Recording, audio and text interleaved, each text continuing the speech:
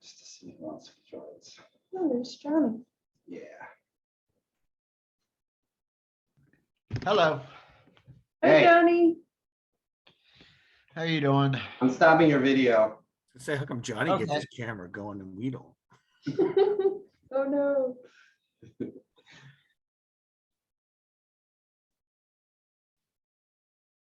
Wow. Oh my, here we go.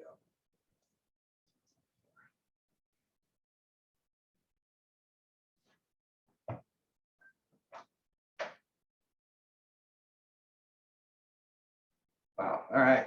A whole bunch of people. All right. So I'm going to start going. Does anybody want to hit the admit button for me? All right. So, You you just hit it. Oh, up there. Yeah. You know, you're ready. Whoa. What a great way to start the show. And we're still, Huh? are we muted? We are not muted, no. But oh, they can't. Anybody in the lobby can hear us. Okay. So everybody else can. I know when you're ready. All right. 3, 2, 1, go. Hey guys, welcome. This is Chris Canner from Procession magazine.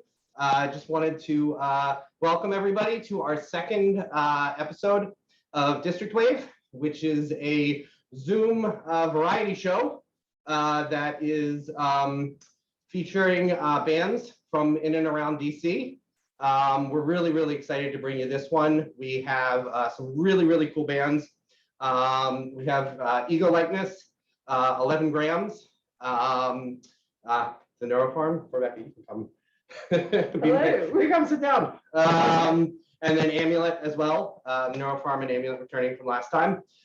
So we're really excited to bring you some great content. One thing we were fiddling with because we are technologically illiterate. If you can stop your video if you join, we will, if we need to, we will invite you to share your video. But we had a fun time fooling around with all the settings here and kind of figured it out, kind of didn't. But we are an industrial strength gong show, and we will do our best to go on. But anyway, we're gonna have a fun night for you guys. Thank you everyone for joining. Stay tuned because we are going to have some raffles in the middle of everything as well. A chance to win some tickets to some upcoming shows here in DC, which people beyond me will tell you all about. So yeah, so we're gonna have a really fun time. And I guess the first guest, we were just gonna check in with Daniel Hill from Alchemical Records. He just wanted to kind of say hello to everybody, bring you up to speed on what is going on with him. And then we are going to check in with Amulet. They have a few little videos and clips to play. Then we'll check in with the Neuro Farm. And then we will welcome 11Grams and Ego Likeness to the program. You can shoot it. Sure. And give us 1 second while we start the video. I'm unmuted now. Am I supposed to be?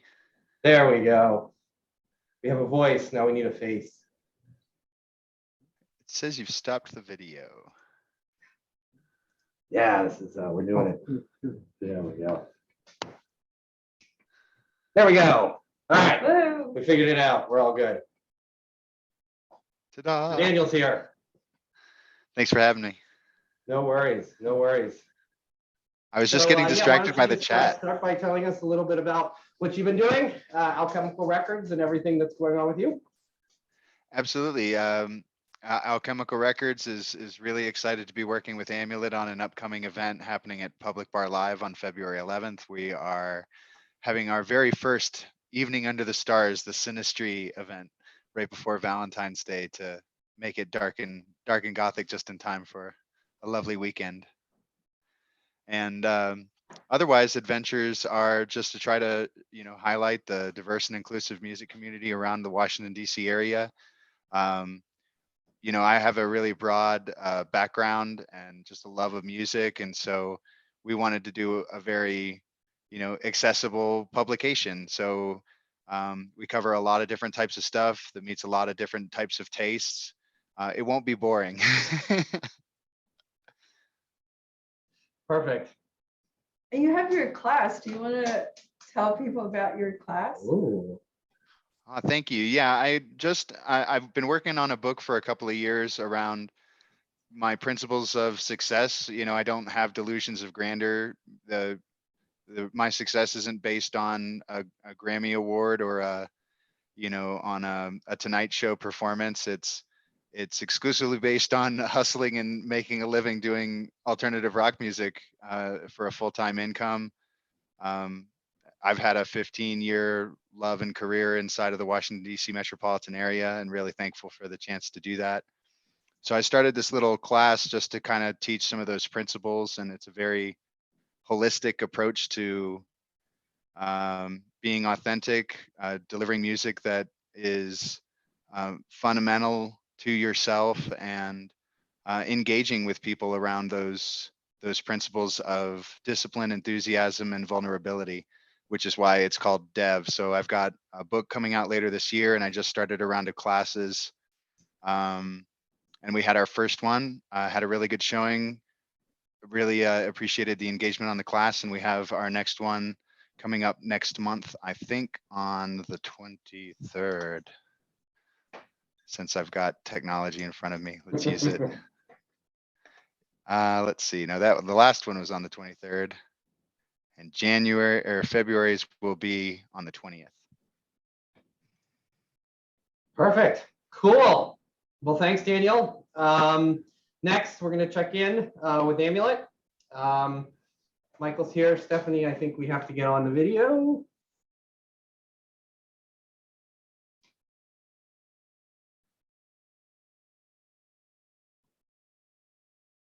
There we go. All right. Perfect. All right. Tom, I'm in trouble with you. Hello. You can go sit there and do your. Hey guys, how's it going? Doing good. Good, thank So- you. So why don't Nice you to guys see tell us a everybody little bit about again. what's going on with you guys? Yeah, you want to kick it off, Steph? Well, we're very busy. We have this amazing event coming up on February 11th. I'm sure everyone knows about that now, Sinistry. Michael, can you tell them a little bit more about that? Yeah, sure. Well, firstly, everybody's invited. I hope you'll come. We had a great opportunity, thanks to Daniel, to do an event at Public Bar Live on 18th Street in DC on February the 11th. And we really wanted to have a space in the downtown area, in a really good space where we could have a nice opportunity to bring the scene together. And so we invited a lot of folks. We've got DJs, Johnny Panic and Mind Jacket, who are going to be spinning. And then we've got a lot of different performers and others going to be joining us. We're going to play a fairly short set, but we've got Koresh Tai, Illusionist, and Candescent, who's going to do some aerial performances, we hope, depending on the ceiling and whether it will hold it. We've got to find that out. So we're going to go check that out. But it should be a really fun event. It's a really cool space. And, I hope that everybody will be able to come and join us. It's not expensive. I think it's $20 general admission, and it should be really fun. So hopefully you can come. Sinistry on February 11th, Public Bar Live. Yeah, and if you are up in Baltimore next Friday on February 4th, we're going to be playing a show with 3 other bands, Talking to Shadows, RJVJ, and someone else I haven't met yet. I apologize if she hears this. Can't remember her band name. But check it out. It's all over our social, amuletsband.com and Amulet, the band, at everything on all social. Yeah, I just want to say to Chris Cantor, who sort of picked this DistriCtWAVE idea up and ran with it. Thank you, Chris. It's really cool. Thanks for re-inviting us. And No also worries. Neurofarm. We did the first one with the Neurofarm. I thought it was really fun. It's a great idea.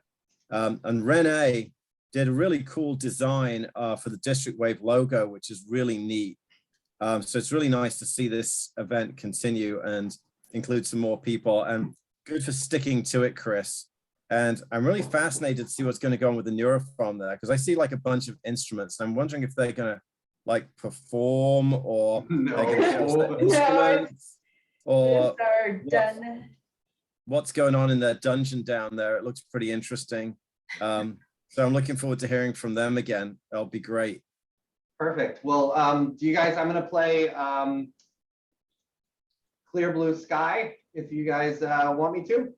That'd be great. Yeah, it's just a little All right. clip. It's a work in progress right now. Yeah, All it's right. a short clip, so launch it.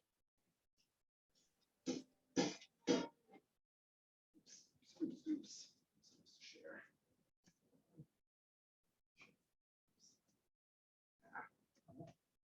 There we go. All right, let me.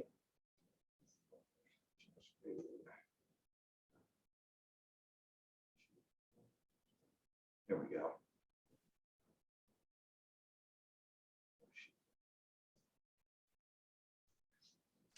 We can Yeah. say something else while we're waiting if you like, because There we go. here we Got go. it. Okay. There we go.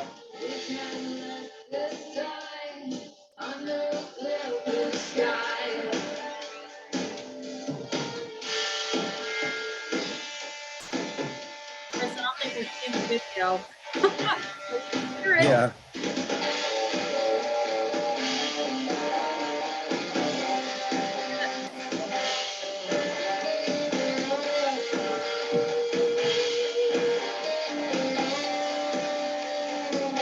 I don't think the video's playing, Chris.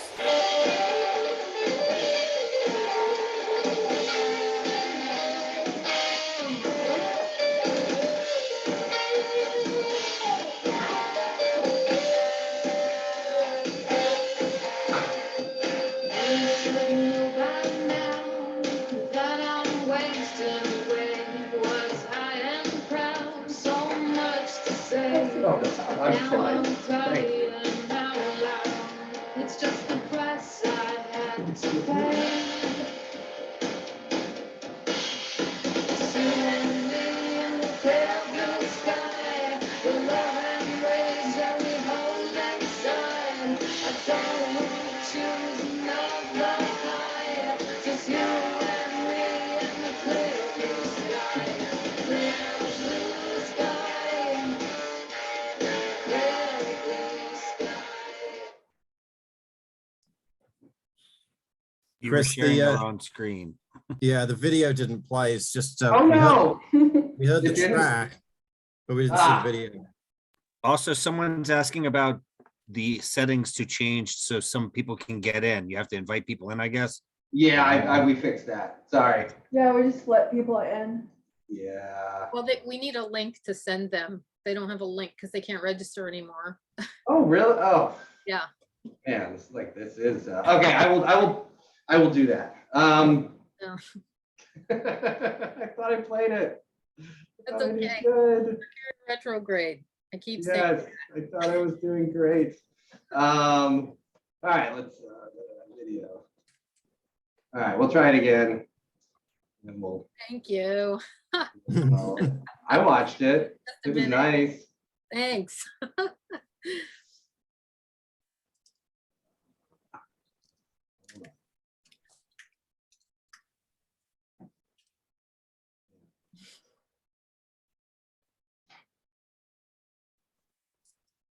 Yeah, I know. All right, let's try this.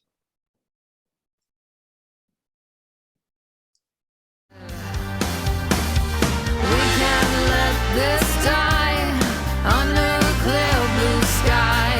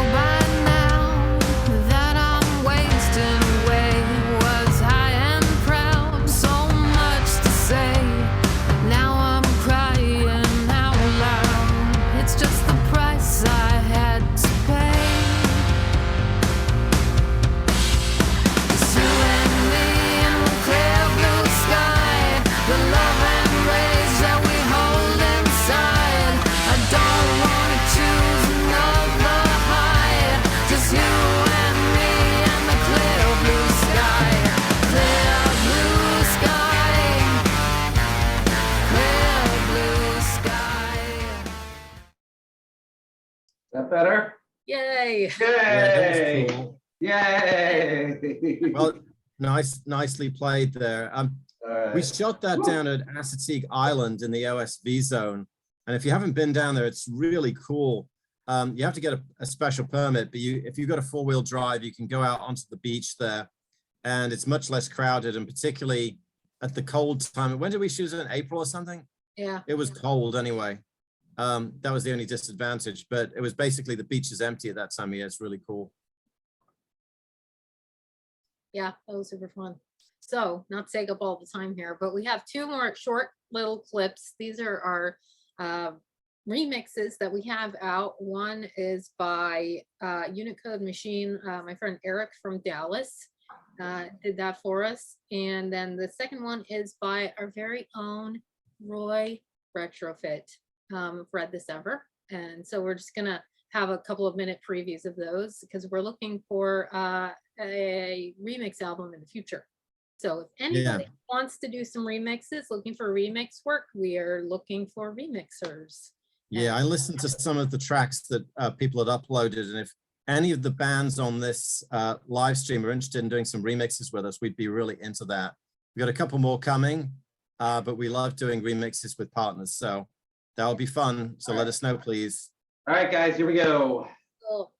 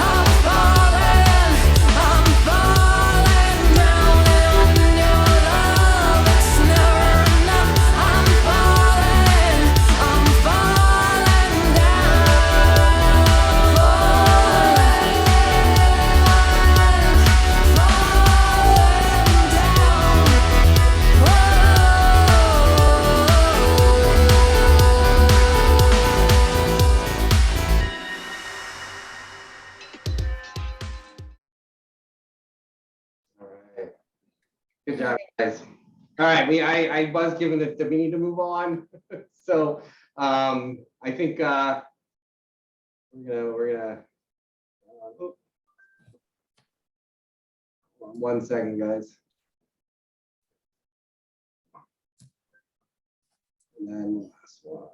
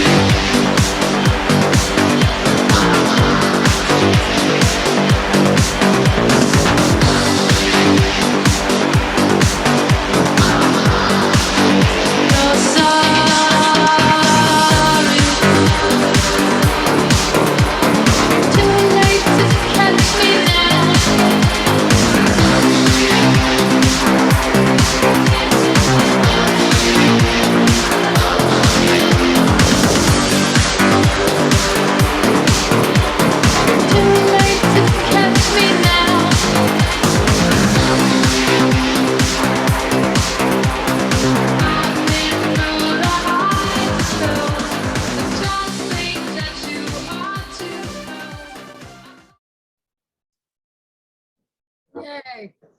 Good job, Roy. Thank you, guys. So that's a couple little previews of our upcoming stuff. And yeah, keep in touch, amulettheband.com, Amulet the Band everywhere on the internet. Yeah, we better get off stage so somebody else can have it, but thanks Thank you. for letting us be the video guinea pigs. And thanks for the invite. Thanks, guys. Thanks. All right, All right. Rebecca, do you want Yeah, to go sure. for it? Hi, I'm Rebecca from the Neuro farm. And Hey there, how's it going? Gamer D from their farm. so I know we're running a little late, so we just have one video to show you. And we have 5 shows coming up with Ayatoya, Comrades, Death Loves Veronica, and Dead Cool, and a couple of other bands. And importantly, part of the reason that this whole event came together was because our Darkwave Night 4 with Ego Likeness and 11Grams was canceled because of Omicron, but that show will still happen on April 16th. And meanwhile, you can still chat with the bands, and one lucky person today will win it. Well, not a ticket, but a guest spot on the guest list to Darkwave Night 4. And we just have one video to show you, and at the end of that, y'all see all the show dates. And since DistriCtWAVE 1, we've actually released our album Vampire, so y'all get a little preview of it. It starts with the origin of vampirism, starting from the biblical times. And there's a love story in there, and there's a revolution where the vampire queen overthrows her makers. So it's epic. So let's play. All right, let's do And it. the video is for Decay, right? Yeah, the video's for Decay. So that's Brian's vocal. He's off camera With the dogs. with a dog, All chilling. right, I know how to do this now. Yes. Yeah, but definitely come to Darkwave Night 4 on Saturday, April 16th at the Pie Shop. It's gonna be amazing.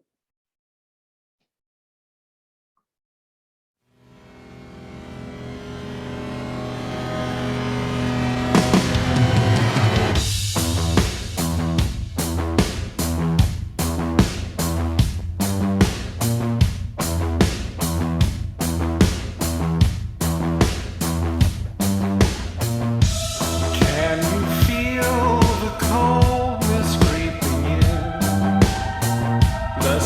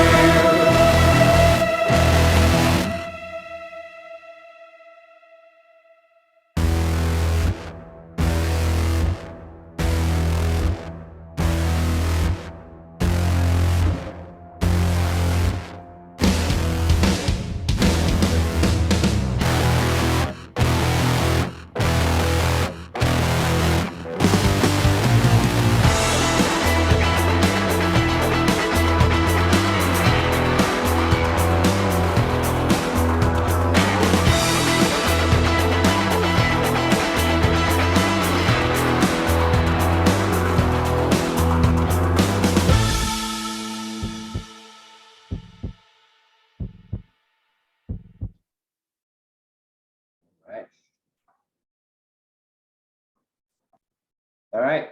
Okay, all right. Since we're running behind schedule, that's all we got for you for now. Please come to any of the shows because we'd love to see you. Okay, so next up, we have our favorite people, Rob and Roy, representing 11Grams. I'm an honorary member of 11Grams as well, so it'll be about us, kind of. Yes. So, Colin, do you want to shoot the first question? Yes, so some questions for 11Grams. So first of all, Rob and Roy, it's good to see you guys again. I know we talked earlier, but it's nice to see you guys are doing well. And so questions for 11Grams. So for starters, how about we circle back to last year? I don't remember the exact release date, but why don't we touch on Humanicide for a second? So the album, most recent album, as far as I know, Humanicide. Rob or Roy, talk to us a little bit about, first of all, the album title, Humanicide. How did that come to be? What was the catalyst for that title? And how does that tie in with material that's on the record? And also, have you been pleased with the response to the release so far? Sure.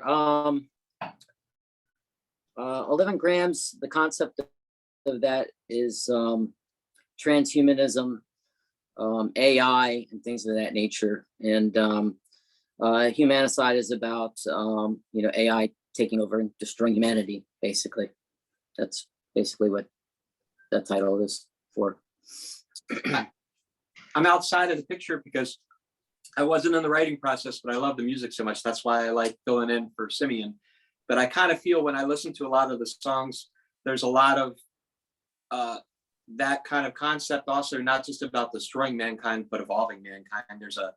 To me, there's a feeling. So I get some songs, I get that kind of emotion of growth, and other songs, I get that complete annihilation and destruction. So, but artists, they're getting interpreted by the people that listen to them. And that's what I think about it. And that's why I love it. And I love singing it.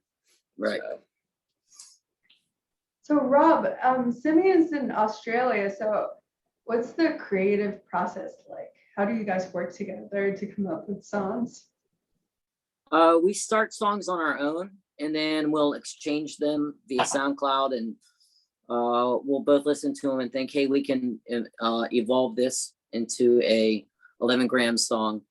And then we kind of bounce tracks out and send them back and forth over the internet. And we have complete freedom. We can do whatever we want. He can do what he wants. I can do what I want. And then we just evolve it that way. And then when we feel the song is done, it's done. And he's in Australia, so normally it's morning for him and it's night for me. We're both usually awake, but at the opposite ends of the day, so we can still chat and work on stuff. And we do that a lot through video like this, through Facebook video, and we exchange notes on SoundCloud, and it works fine. I mean, we've been doing it now since probably 2016. So it's worked fine for the past 5 years. Worked good.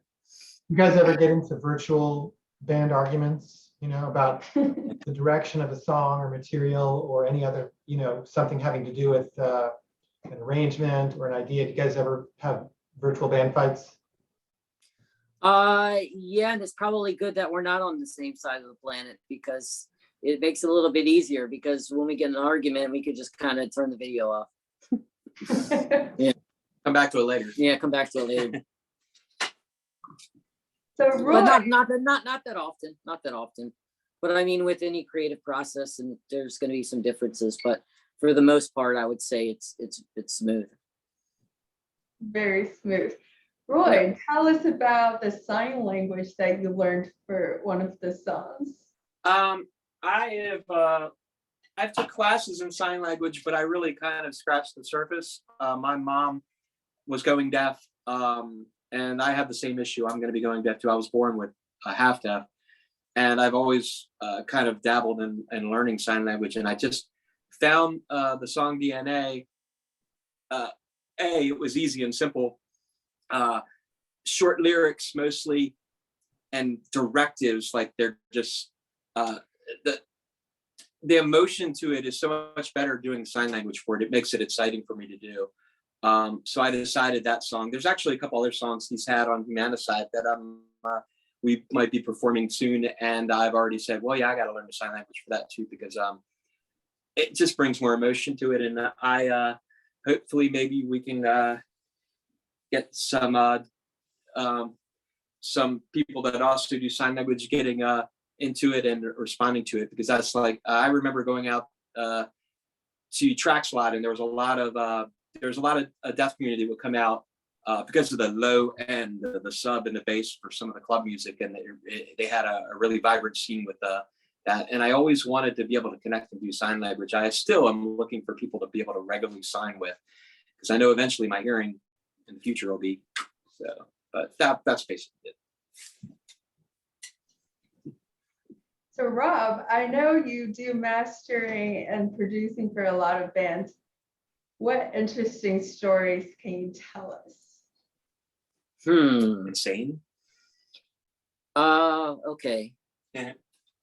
Interesting story. I won't name names or bands, but the most difficult part, I think, of mixing and production is vocals. There have been a few bands that I won't name that have had to tell me the notes they're singing because I couldn't quite make them out. Britney Spears.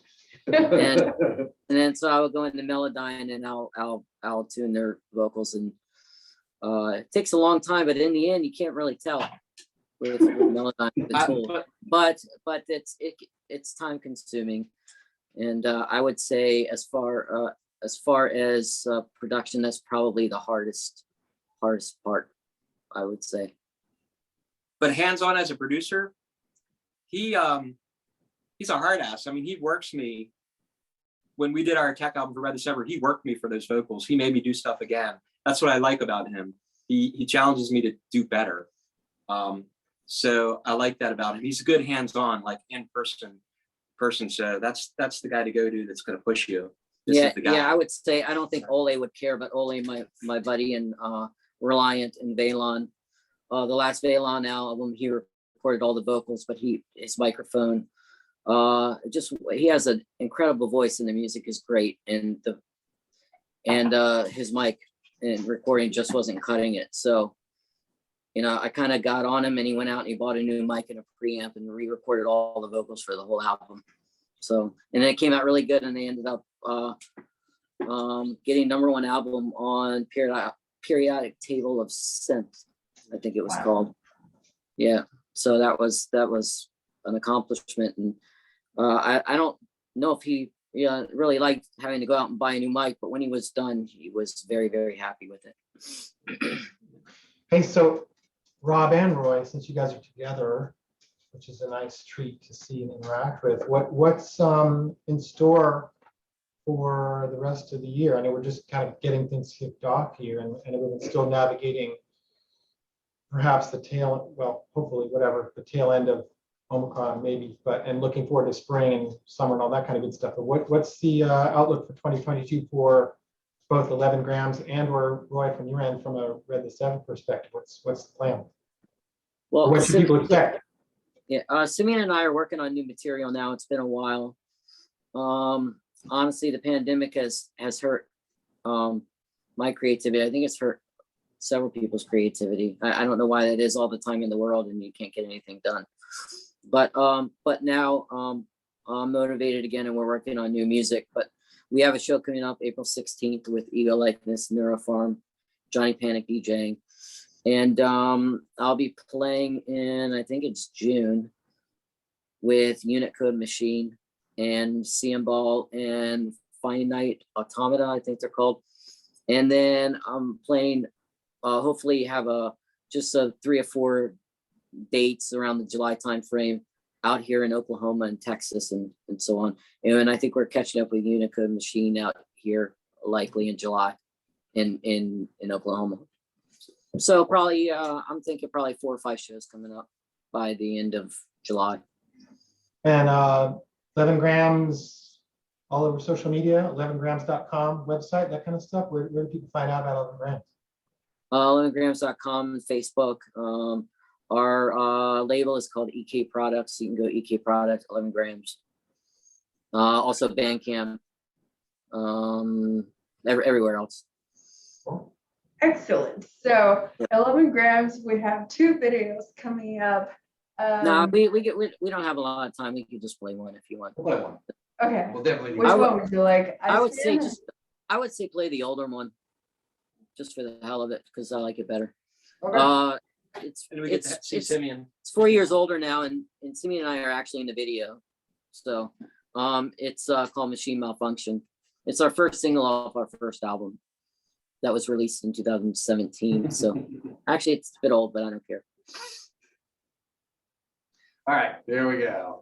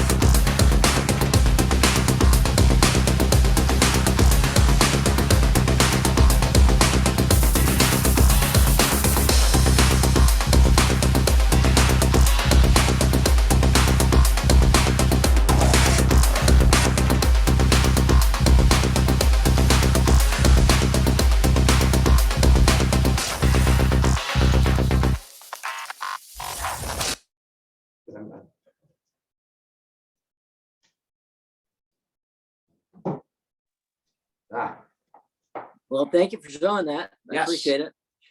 Love the song. Well, thanks for joining us, Roy and Rob. Guys, don't forget to come see us on April 16th at the Pie Shop. It'll be Rob and Roy, 11 grams. And Now we get to And, go on a road trip with them. We're going back with them to DC area. Tomorrow we're leaving Road trip. back to DC. And also thanks to Simeon, even though he's not here. Yeah, love you, Simeon. Cheers.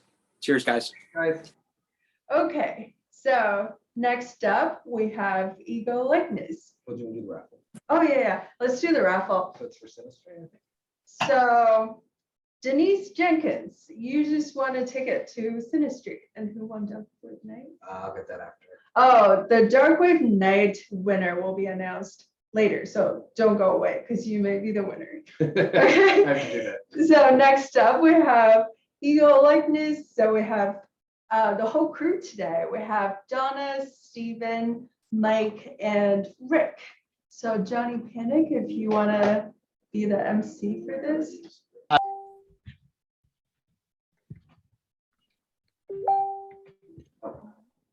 Am I back up? Am I up yet?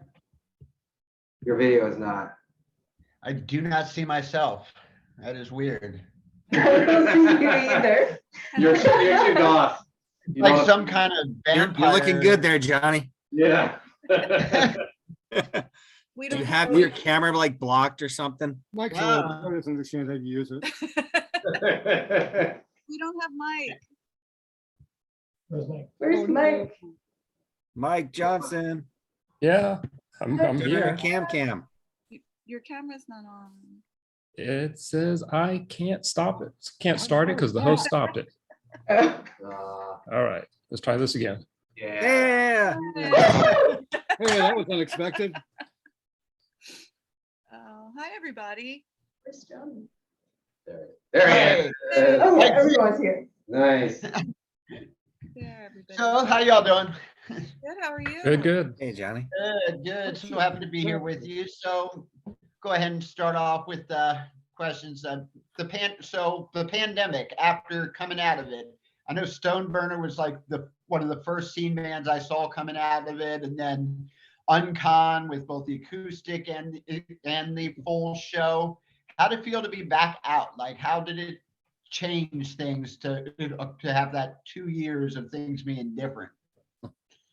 I mean, I was glad, but I mean, I don't know about anybody else, but I was nervous. I was really, really nervous.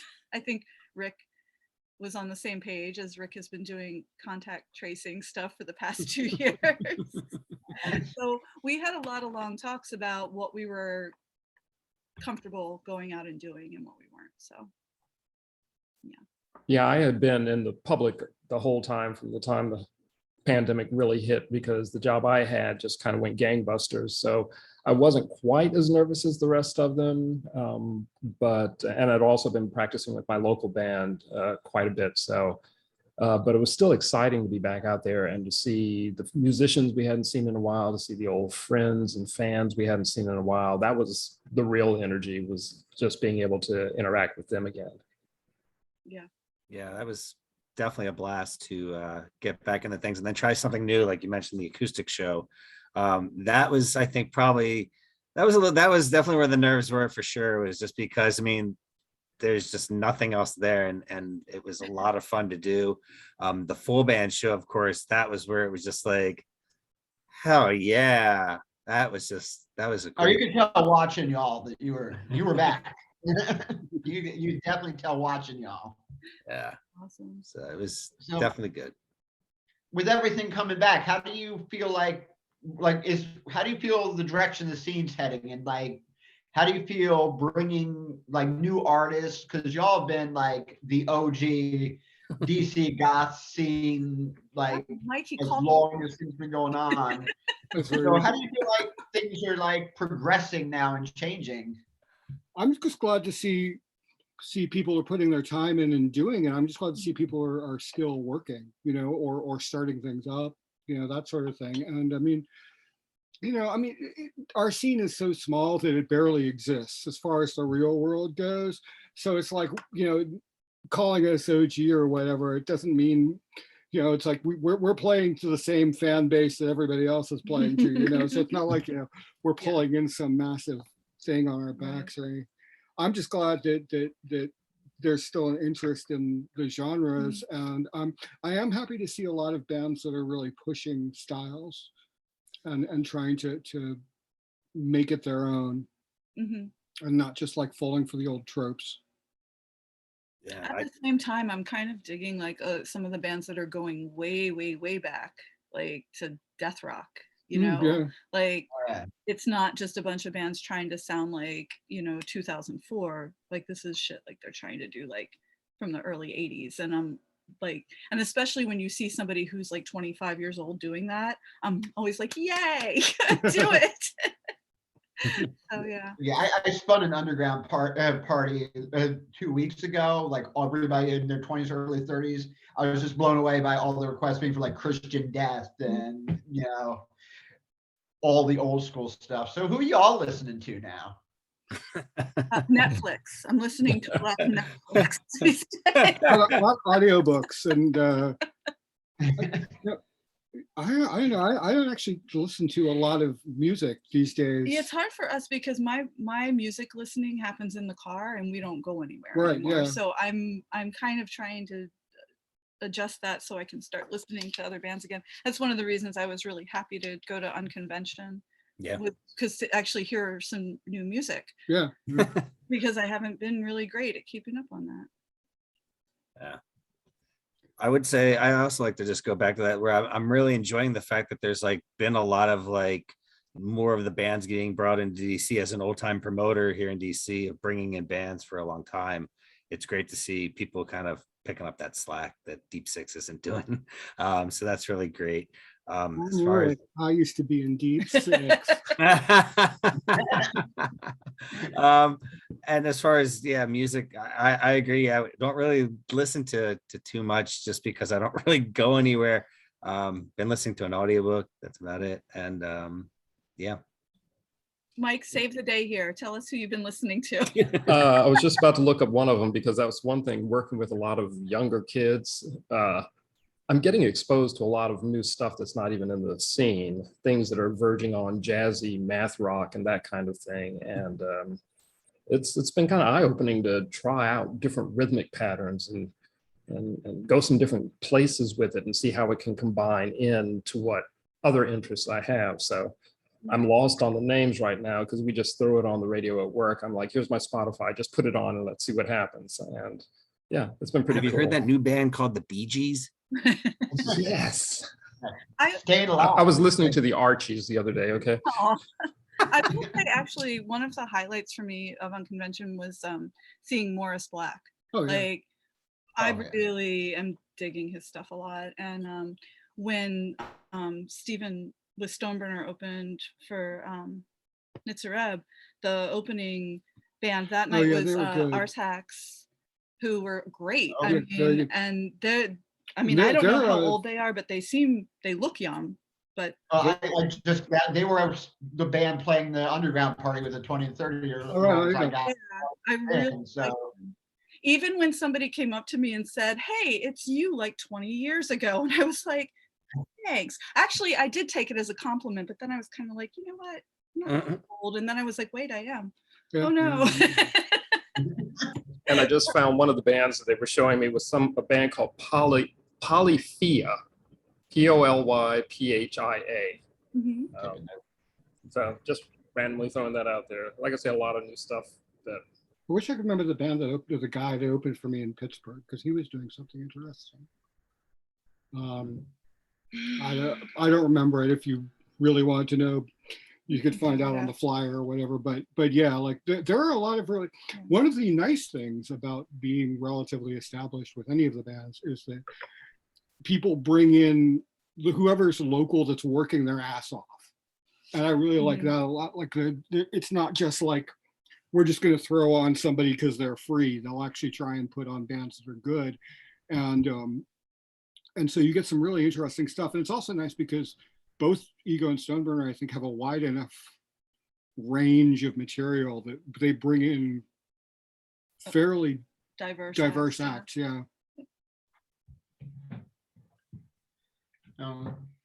Otherwise, close out last question for me is, what's your favorite scary movie? Oh my God. Watership Down. Cool. Yeah. But it's only like one section of it, but it's the most horrific thing you will ever watch in your life.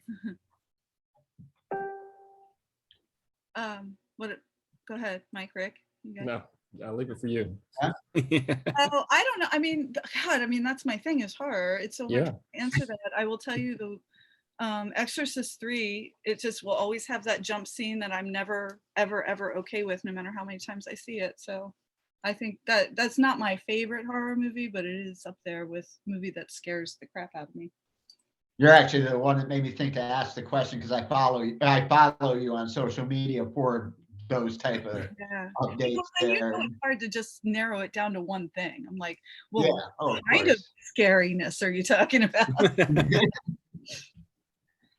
Yeah. I'm gonna go with the Nightmare on Elm Street Dream Warriors, because I mean, Docket. Dream Warriors! That was the first R-rated movie I ever saw in the theater. That's awesome. Yeah. I may not be joking, but that's okay. I think the first R-rated movie Mike saw in the theater was actually made by Thomas Edison. Mine was Friday the 13th Part 3 in 3D. That was pretty dope. So I know we only have like 4 minutes left. If anybody has a question, we can do that. Like, because the video that we gave for Eagle Likeness is New Legion, and that's been out for several years now. Donna, you have all the time in the world. You guys can go until 10:30 if you like. Oh, I thought it was. Keep talking. Yeah, keep talking. This is fun. Please, and if anybody in the chat has anything to ask, get something to work with. Like what unpinning is? What? Oh yeah. Nothing. You guys keep going. Yeah, we're trying to figure out how to unpin videos. Well, I feel really bad that people rushed through. Like, you know, Well, you're cutting you this shouldn't, stuff because short. we're really cool.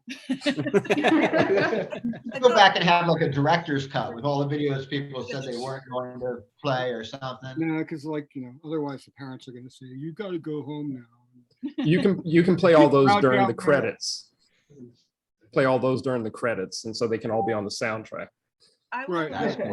I will tell you this, like we have been watching a ton of movies lately, and I have seen like the past 2 years have yielded some of the best horror I've seen in a really long time.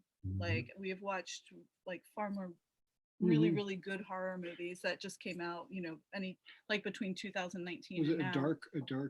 a dark song? Dark Song. Yeah. Song. That was a really good one, just because it's not meant to be. It's not like at all jump scary. It's just a cool idea. Yeah. Which I liked a lot. That's been in my queue for a minute. I'm definitely gonna break that out now. Yeah. Saint Maud was awesome. God, what else have we seen? I liked Gaia a lot. That was That's good. all right. Even though it kind I of want to see the new version of Cube. That's not. We loved the new Candyman too. That was solid. Awesome. Looking forward to the new Jordan Peele thing. Nope, I can't wait. So y'all mentioned audiobooks. Any like book recommendations for everyone? Oh, I have a ton. First of all, I should say that my first audiobook came out last year. A few years ago, I did a graphic novel of Mask of the Red Death, and it got nominated for a Stoker Award, which was very cool. And then kind of on a whim, I contacted this guy, Stefan Rudnicki, about maybe doing an audiobook version of it, and he was all about it. And I didn't really think about it too much at the time, but it turns out dude's like a 2-time Grammy winner for audiobooks.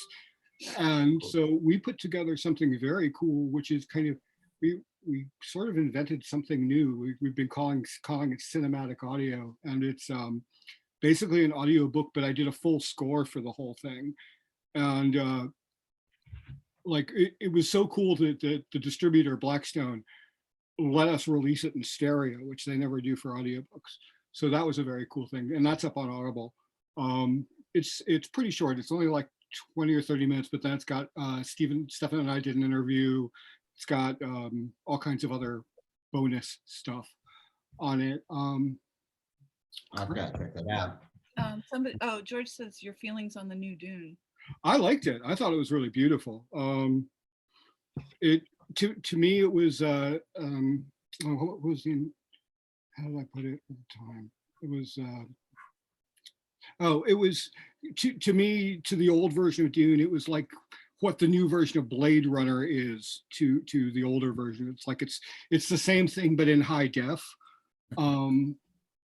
I think that the original version, one of the things the original version got right, and I like it, I like the original, was that it felt right.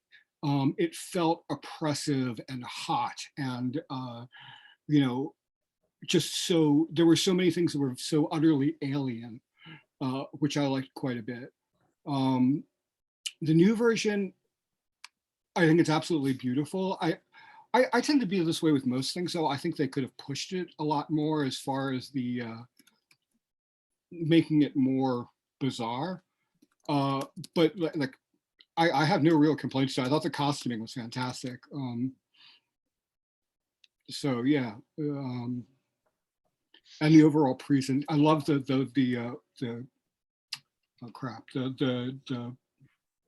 dragonfly ships that they fly on Arrakis. Those things were fantastic. It was just such a cool way to see them do that. Trying to look at my audiobook thing here real quick to see if I have anything really exciting. What I've been listening to is not that I don't know if anyone's really into it, is the Dave Grohl book, the audiobook from him, Storytellers, which is I enjoy working with him quite a bit, and so hearing the book, and just he narrates it too, so a lot of stuff that you wouldn't get with audiobooks. Have you done the Beastie Boys book yet? I was going to already mention the Beastie Boys one as well, which has guest narrators, which is hilarious on a lot of it. Yeah, but the Dave Grohl one was really fantastic. I'm all about the autobiographies read by folks like the Billy Idol one or Gary Newman. Steve Martin's is very good. It's I bet that does sound. Well, one of the things I try and do as an artist is I try to read biographies and stuff like that by people who do things that I don't do, because there's so much crossover, but seen in slightly different ways, and that's really useful because it allows you to. I mean, I go from doing fine arts to essentially performing arts, and so there's crossover with all that, but it's just interesting to see how they handle different situations, and the thought that goes into the ideas behind what they're doing. It's not like, he's not just getting up there and making jokes. He's got plans and he is working towards an agenda of what he's trying to do. George Carlin's biography gets into a lot of that too, where he specifically decided to change from, I'm going to go on stage and tell jokes, to I am now going to try and affect social change while telling jokes, and do it in a way that like people don't necessarily notice. Like, how far can I push that? Which I thought was very interesting. Oh, the new Suspira is beautiful. I liked it. Yeah. The end was a little iffy. Yeah, that's kind of. I liked it. I didn't. It worked, but I felt very. It insisted upon itself. It insists upon itself. Like I felt like they didn't need to push it that. Like, not they didn't need. I think they could have done it. It was too stylized, but the rest of it I thought was absolutely amazing. Two things I picked up recently that I'm starting. One is this one. Can you see that? It's about the Serve a Madman. Yes. About the writing of the Oxford English Dictionary. And oh yeah. Mm-hmm. And another one is The Blazing World, which is a vanity print of it. Supposedly the very first science fiction novel by a woman in like the 1600s, something like that. So that's been pretty fascinating. Usually I like to read psychological texts, but this time I'm branching off into some other realms. The one about the Oxford English Dictionary, Professor and the Madman, kind of goes into psychology some, but still, yeah. Mike, I don't know if I've ever suggested this to you, but given that's what you're reading right now, Bryson, Mother Tongue. I know that one. Yes. That's a great book. If Yeah. anybody's interested in language, it's nonfiction, but it is a very witty and interesting study of the history of language, basically. Yeah. Bill Bryson, the mother tongue. Really good. Also, was it redfish, one fish, two fish, redfish, bluefish. It's a little, I've got that one. like literary, but I much prefer Go Dogs Go. Go Dogs Go. That's good too. That's I do feel like I'd be remiss if I didn't recommend Blind Sight by Peter Watts, because that was. Did you love him? I love Peter. I love Peter so much that I actually booked a show in Canada specifically to go meet him after stalking him for a year. Ural the Turtle, also good. Hi, Grant. George. Okay. I'm thinking about you. I need to send you a message. Yeah, Blind Sight by Peter Watts, because I based a record, not the most recent, but the one before that, Stoneburner record, Technology Implies Belligerence, is based sort of on that. And he actually wrote a short story for one of the songs on the new record called Contracting Iris. And I read it. And Donna read it, and we'll be releasing that at some point in the relatively near future as well. Any chance of Also, ego? can't forget biography? this one. Oh, thanks, Mike. Highly recommend it. Thank you. And that one. Any, Sorry. Nice. any thoughts of an ego likeness biography at any point? God, no. Donna just started up TikTok. That's enough. Yeah, I just started, Honestly, like though, that's if gonna you be really more want- than you ever need. If you want an ego like this biography, just listen to the records. Everything's in there if you know what to look for. Like, you can map our It's kinda entire true. marriage from beginning to where we're at now Yeah. by listening to the subtext. Pretty much. I think if anything's going to be set up as a biography, I'd prefer to have at least 10 different writers who don't consult each other and they just make something up and then Yeah, throw right. it all together. I want that. I like that. Kind of like how we do this band, right? Right. Yeah. We just don't consult. We No. just show up and we're like, let's do it, guys. What's a set list? Go, be there or don't. Right. What's a set list? What is a set list? Unnecessary. That's what it is. Yeah, I always have to feel like I've even got my newest band trained not to use a set list. What's practice? I send them the songs, they learn the songs, we go on tour. Listen, I tell everybody that it is a testament to your professionalism, that I don't need to give you a set list because you know what the songs sound like. You know what they are. What I really liked the best was when I was playing with Stoneburner at Unconvention and Steve says, here's a song you haven't even heard. I was like, all right. I was You're that good. I was that in you Velvet can do it. Antichrist for like 4 years. I still don't know any of the songs. 3.5 hour shows of him just pulling song after song after song out. Yeah, he asked me, he was like, well, do you know our material? I'm like, no, but I can count to 4. So it's I can count to 4 and I can predict when changes are going to happen. I just would make up guitar parts along the way. Right, yeah. That's something that's always amazed me is we joke about how likely any given show is to end up with Rick on guitar or drums or something. Just how somehow you just manage to know every band's stuff, like just like that. I played with the Gossicles not long ago here in DC for some sci-fi convention too. Yeah. Well, there is usually 1 or 2 of those people in every city. Like there's Gustafson down in Well, he moved to Canada. In Canada. yeah, Down in Canada now. Oh, well, okay. Oh God. Guy's head's gonna start flapping. Well, Eric Gottesman. Gottesman, yeah, and Eric all the Erics. Eric Yeah, all the Gustafson, Erics. Eric Oler Yeah, and yeah. Eric Eldridge. Literally, Yeah. all the Caustic. Erics. All the Erics.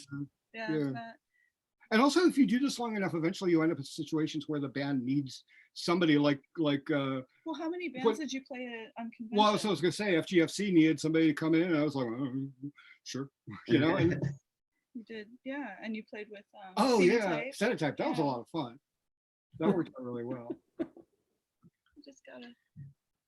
Yeah. Get up there and do it. Honestly, what it boils down to is all of us enjoy just doing the thing that we do. Yeah. And any chance I get to do it with my friends, I'm going to do it. And I like doing it on stage in public. Doing it in public With your friends. with my friends is a lot of fun, particularly when you're doing it in costumes or with On a special stage. people on stage. Yeah. This is why I don't enjoy it. Hopefully with some cool lighting. I'm definitely loving the Stoneburner stage setups and costumes right now. The whole wolf mask thing, that was loved it. Yeah, yeah. Yeah, I Someone- wasn't sure how that was gonna Someone fall. is asking, how do we all write new material? How the lyrics coming along, Donna? I am working. Oh, here comes the notepad. Yeah. And wait, and a pen. I'm getting there. Oh, get there. Page 1. I've Got always- like designs all around it. I put my name and date at the top of the page. And that's I'm ready really, to that's go. what you need to just get the D, you know, once you, all you have to do is that and you pass the test. So, Well, like to answer the question for real, like when we are working on a new album, Steve sits down and puts together a bunch of demos, and then I go through and say how I don't like any of them, and then we argue about it a little bit, and then we finally get some, and I start writing lyrics, and then we give it. well, no, and, we you know, argue if about it. there's- I write some more. You still don't like them. Yeah, You cry and then eventually give in and start writing the song. right. And then realize that when you're done, it's actually really good. Yeah, that sounds right. That sounds right. And then we give stuff to Rick and Mike, but then are kind of like, oh yeah, never mind. Like that we changed that. Never mind. Yeah, I finally appeared on an ego likeness track. I know. Yeah, on The Time Baby 3. oh yeah, on the Oh, Crow- on right, the yeah, that Crow, cover. On the Yeah, cover. right. Can't write all the time. Can't write all the time. So since we're going into Legion, which is one of my favorites actually, so I'm down with that. Is there any setup or story you'd want to tell related to it? I wrote that song in about 5 minutes. Donna wasn't home and I wrote her and I said, all right, here's our next hit, assuming people don't think it's Faith No More. So it was Not one until you say that. that worked. It's not until you say that. Yeah, right. Yeah. It's been out for 6 years. People have made their minds up or not. No, I was really excited when I heard what he had put down for that song, and I mean I didn't struggle with that one. Like it kind of came out. No, every pretty once in a quickly. while we'll have something And that really flows. I'm really proud of the video, but also I learned a lot of what not to do. Like I definitely, because I had the concept for the video, and I was definitely like trying to pay homage from Dusk Till Dawn with it. You know, on a very, very limited budget, but we had great people we were working with, including Kyle Cassidy, and we had just a great Robbie. crew, and Bar 13 up in Wilmington let us film it up there for 13 hours, I think. That's So, great. yeah, I mean, it was awesome. Like, and it turned out, I'm so proud of the way it turned out, but I definitely don't want to take on as many roles as I did for that. Again, for a video, need other people. MJ Phoenix, I think we're going to do the video, but after that, I'll answer your question. Yeah. Did you want to play the video now, or? Cool. We can, if anybody else have any questions, or thank you all for doing this, chatting and everything. That's okay. Let's do the question and then we'll play What it. is the best advice you have for a new band? So it depends on which stage you're at, but right now I would make sure get stuff recorded first. Like don't worry about names, don't worry about your cool t-shirt designs, just write songs. They don't have to be the best songs in the world. They don't have to be the best produced songs in the world. Don't get hung up on trying to make this perfect, beautiful thing. Make demos. Yeah. And but like, you know, and take them as far as you can, because I mean, you can digitally distribute it, whatever, that's fine. Make little low budget videos. I mean, shit, most of my videos early on with Stoneburner were all shot on my phone. And, you know, but shoot for like really, just shoot for interesting concepts. You know, don't try and, like, once again, never get focused on trying to be like do these professional level things. Try and make things interesting, and people won't care. People won't notice that you know the optics aren't the best or whatever.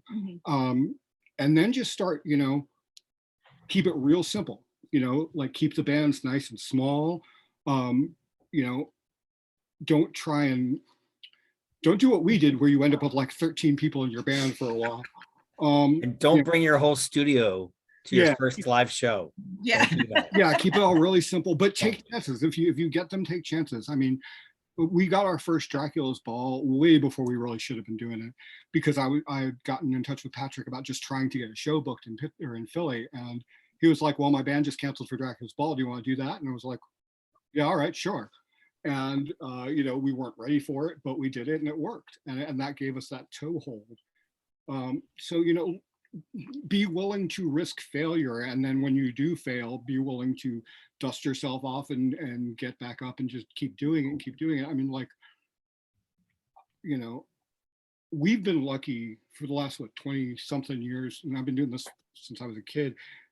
I've never had a failure, so I can't really relate to the experience of maybe getting on stage and falling off of it, or right, roll the clip from Boston. Yeah, right. I can't get up. Roll that beautiful Beantown footage. No, I have fallen off stages. I jumped off of a 4-foot high stage in Germany and almost wiped out in front of like 300 people. That was fun. Yeah. Donna's got a thing that she does where when she hits herself in the mouth with the microphone, she turns immediately around to Mike, shows her teeth, and is like, did I not? I knock a tooth I out? just need to know if I lost a tooth. I got chives in my teeth. What you been eating? Chives. Make sure that you remember that it's all a big dumb joke, you know, like we just, you do the things that's fun, and just don't take it too Like seriously. not in a shitty way, just in it, but in a like, In a- yeah, like you should never be crying about your band. Like you should. Yeah, you're allowed to make mistakes. You're allowed to, Yeah. you know, like the attitude I took is like when we did our first demos, we did them on a 4-track, knowing nothing about audio production. And you know, I went out and I was just like, here, pass them out to people. And I figured if anybody tried to call us, I'd be like, yeah, you know, you're right, it does suck, but it's the best we could do, and the next one will be better. And but it exists, it's a thing. And the crazy part is that, you know, now here we are, you know, 20 years later, those demos that we did on that 4-track got released by Metropolis, you know, out into the real world. So like, you know, you just focus on writing the good songs, and people will often, Like they won't get focused on like production our issues. psychologist friend always says, progress, not perfection. Yeah. Progress, not perfection. The other big part of it is that I can't stress enough, having cool hair. It really, really helps. Mike used to have cool hair. Mike had cool hair, but then he cut it all off and lost all of his powers. No. Right. No, he cut it off and like just got younger. Yeah, it's true. What? You I didn't cut get it that. off and got younger. You got younger, yeah. Yes. But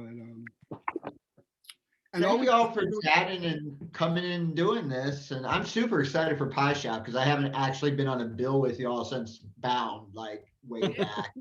I think it was like Bound was the last time I was on a bill with you, and it's always really just I've said it before that I'm really happy y'all are in this area because I've gotten to see you live so many times. Is that in It's always- 2004 at Between Friends? No, there was one after at that place in Chinatown. Oh, okay. that's the one where I was gonna say, because that's when Steve asked me to join the band. Yeah, there was some, No, I'm not some going spot. Yeah, it was R&R in Chinatown. I think, R&R. the last one I remember. Yeah. No, we're looking forward to it too. Like we felt bad, you know, canceling the one we were gonna do, but it's just Not a good we time. both take care of elderly families. So MJ, real quick too, if you track me down on Facebook, feel free to ask any questions there to me. Also, there's a group called Sound and Shadows on Facebook that is great. Like there's lots of interaction between newer bands and then bands that have been around for 1,000 years. And there's no, generally anybody with any pretense gets like run out pretty quickly and mocked. So, okay, I guess we could. Yeah. Play some videos. Roll. So I think they said the video ready. Yeah. You guys ready? we are. Thank you.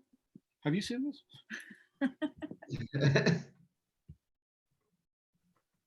The video is just us lounging.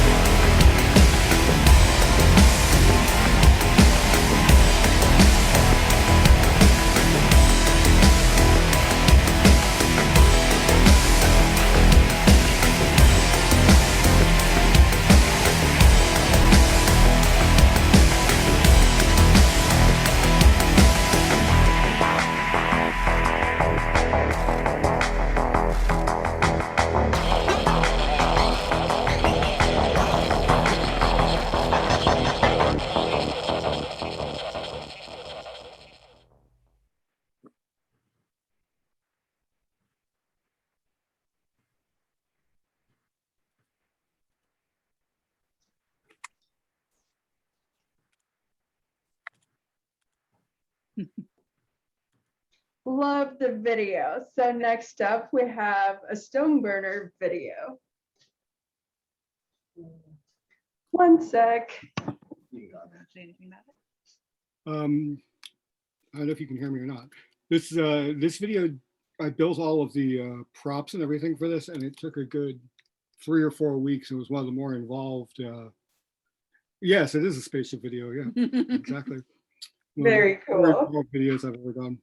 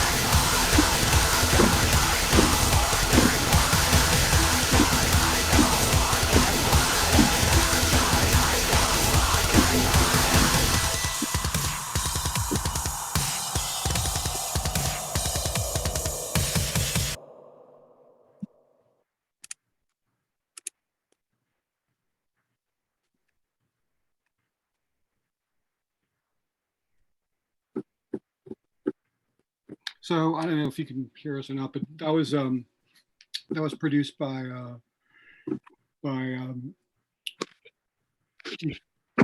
John Fryer, who worked in Nine Inch Nails, Zero, Depeche Mode, a whole bunch of other people. So yeah, it was a very cool. That whole record was a very cool experience working with him. Well, oh, go ahead, George. I'm probably a lot more nihilistic than you are in general. It's not a happy record. I mean, it basically, is about a giant wolf god, pretty much going to town on the world. Wow. It wasn't the feel-good hit of the summer. Well, I mean, Yeah, well, I think Grudge Fuck's a pretty good feel-good song. You know, it's There you go. Well, it's so it's coming up on 10:30. I guess we should probably wrap it up. Oh, you don't have to. Feel free to talk for as long as you Gonna be like. my bedtime. What time do you guys go to bed? Well, I don't. 8:30. Yeah, no, I I have to don't- listen to a bunch of masters for something that's going out. Yeah, and later I have a book that I have to have the final edits turned into like in the next day or two. So Oh, wow. should probably do that. Well, it's done. I just have to do the read through. So Okay, yeah, that sounds important. We all have sadly adult duties. I am so excited for our show though. So Yeah, yeah, me too. 16th at Pie Shop with Neuro 11Grams, DJ Panic, and I think that's going to be awesome. And Yeah, if you want Rick to play in either all of your bands, you know, Yeah. I'm sure basically how that works is all the money goes directly to me at the time, and then I make sure to give him a call. Yeah. No, there. doesn't work that way at all. Well, and Rick and I have a thing that we worked out for conventions in the future. If you ever want your own private acoustic show, 30-minute show. 30-minute show in your hotel room at the convention. What did we? How much did we say? $200 and a bottle of tequila. We'll do it. So For up to like 8 people, right? Right. Yeah. Like Limit. depending on the size of the room. Yeah. So. Rick will do it, but I get to kick you in the junk, Tim. Okay, we have this magazine to sell. Yeah. No. I just want to thank you, thank you, Rebecca, for inviting me over. I just wanted to say thank you to everybody for doing this. It's been a lot of fun. No. Oh yeah. But anyway, no, I do want to say thank you guys for putting up with us as we did number 2. That's so wrong. Oh my god. That was not supposed to be a joke. No, This is it's DistriCtWAVE number 2. Number 2. Oh no. Yeah, well, Why you thought you could say that Recorded. here? I don't know Put why. that on post. Oh my god. But no, thank you guys so much. We have a lot of interesting stuff coming up soon, and yeah, no, we really appreciate it. We're gonna do we'll do a third one soon. Ew. So if anybody wants to, That's 2 2s and a 1, or 2 1s and a 2. if anybody wants to join us, we'll have a comedian on. No. But if anybody does want to join us or to support us, it's greatly appreciated. We have a lot of great bands in DC. We're going to bring some more to you guys, and just thank everyone for participating, for being on the video. Rebecca, do you guys want to say? Oh yeah, so the winner for a guest spot for Darkwave Night 4 is Logan Knowles. So That's right. Logan, we will be in touch and we'll put you on the guest list so you can come in for free. But so April 16th, Saturday at the Pie Shop, you'll get to see all the lovely people that were here. Ego Likeness, 11Grams, and us. And it's I'll be there. sponsored by Procession magazine, and of course, Johnny Panic before and after the bands. Yeah. In between. Perfect, guys. Yeah. Well, thank you so much for having us. And Chris, thank you. Magazine, and thanks to Johnny. And Rebecca, thanks for all your help with my million questions. Oh yeah, no problem. Thanks, everyone. All right, Thank you very guys. Thanks a much. lot. Have a great evening. All right, I'm Good hitting night. stop. Good Thanks, night. guys.